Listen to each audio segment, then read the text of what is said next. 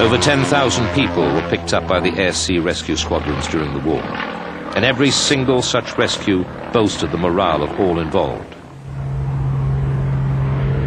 One of the most famous rescue aircraft was the little Supermarine Walrus amphibian, or Shagbat, as it was affectionately known.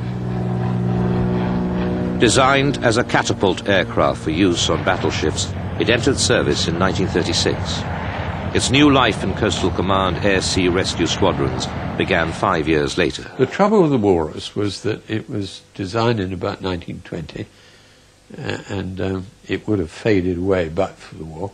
It was a very strongly built amphibian, which was meant to have a crew of 3.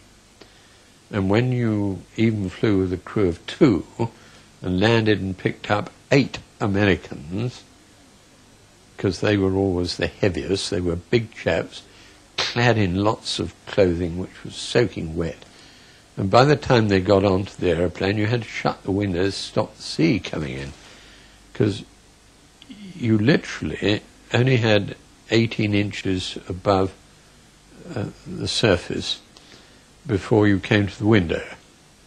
And with all these 10 people on board, I remember trying to take off once like that, and I got as far full throttle for about 10 minutes, and I was doing 4 knots. And eventually we taxied all night and were picked up by a boat, by a motor gunboat, who transferred all the Americans on. And then I couldn't take off because I was so full of water. So we taxied on into England with some fuel brought over. Very wet, very cold, not dangerous, but we had lots of fun.